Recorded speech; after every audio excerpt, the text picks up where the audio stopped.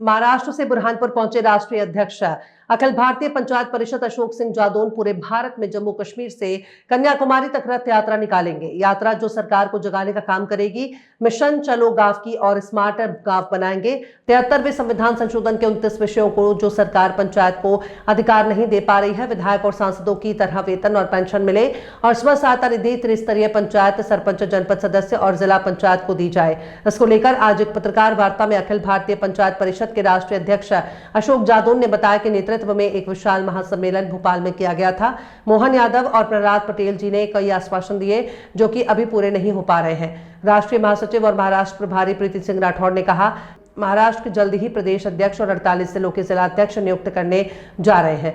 राष्ट्रीय अध्यक्ष अशोक सिंह जादौन साहब रावेर में बलवंत राय मेहता की जन्म शताब्दी और शिवाजी महाराज की जन्म शताब्दी पर उत्कृष्ट कार्य करने वाले सरपंचों का सम्मान किया और विधायक अनिल चढ़े जिससे मुलाकात की। आपका क्या मिशन है? हमारा जो मिशन है चलो गांव की ओर, उसके तहत पहले हमारा कार्यक्रम पदयात्रा का था। पदयात्रा के कार्यक्रम को हमने चेंज करके रथ यात्रा में तब्दील किया है और रथ यात्रा हमारी जम्मू कश्मीर से शुरू होकर कन्याकुमारी तक जाएगी। और हमारा उद्देश्य है कि सरकार जो गांव को भूल गई है, सरकार को जगाने के लिए कि सरकार गांव के विकास पर ध्यान दे और हमारे देश के गांव विकसित हों। आपने जैसा कहा कि अब देश को कैसा देखना चाहते हैं, पंचायती राज का आप क्या सोचते हैं, कैसा होना चाहिए? जैसे आपने कहा कि स्मार्ट सिटी प्लस स्मार्ट गांव को लेकर आपका क्या मिशन है?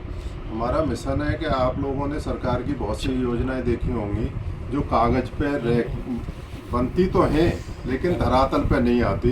एक आयुष्मान भारत के अंदर आयुष्मान कार्ड योजना सरकार ने चलाई है गरीबों के इलाज के लिए। उस योजना का 80% से ज़्यादा लाभ उन प्राइवेट अस्पतालों को हो रहा है। अगर इस योजना को सरकार न्याय पंचायती स्तर पर अच्छा हॉस्पिटल बना के अच्छे डॉक्टर बैठालती तो हमारे देश के युवाओं को रोजगार भी मिलता और गरीब को इलाज कराने के लिए शहर की तरफ नहीं जाना पड़ता। क्या उससे कम पैसे में, पैसा भी सरकार का कम खर्च होता क्योंकि इलाज कराने वाले को ये पता नहीं है कि मुझे क्या बीमारी है, इसका खर्च कितना आएगा और उसका 80% दुरुपयोग हो रहा है। तो इस तरह की योजनाओं को रोकना चाहिए सरकार को और ये सरकार को अपने अंडर लेके हमारी सरकार से मांग है कि हमारे देश का गरीब एक पैमाने पे होना चाहिए। हर प्रदेश में गरीबों के लिए जो विधवा पेंशन, विकलांग पेंशन या वृद्धा पेंशन मिलती है, हर प्रदेश का अलग अलग है। दिल्ली में वृद्धावस्था, विधवा, विकलांग पेंशन 2500 और 3000 रुपये महीने मिलती है। मैं आंध्रा में गया था, तेलंगाना आंध्रा में 4000 रुपये महीने मिलती है। तो मध्य प्रदेश का गरीब क्या उनसे कम गरीब है? ऐसी योजनाओं को तो पूरे प्रदेश में ऐसी योजनाओं को तो एक समान सरकार को लागू करना चाहिए, भारत सरकार को, कि हम वृद्धावस्था, विधवा और विकलांग पेंशन जो दे रहे हैं गरीबों को, वो पूरे देश में अगर 3000 रुपये महीने है तो हर राज्य में वो 3000 रुपये महीने होने चाहिए। क्या आने वाले समय में आप स्मार्ट सिटी या स्मार्ट गांव को लेकर कोई अभियान चलाएंगे पंचायत परिषद के माध्यम से? जो पंचायत परिषद के माध्यम से हमारी रथ यात्रा है वो स्मार्ट सिटी और स्मार्ट गांव को लेकर ही है। शहर में अगर सरकार ने स्मार्ट गांव बना दिए तो सिटी अपने आप स्मार्ट हो जाएंगे। गांव से जो पलायन लोगों का शहर की तरफ हो रहा है वो रुकेगा।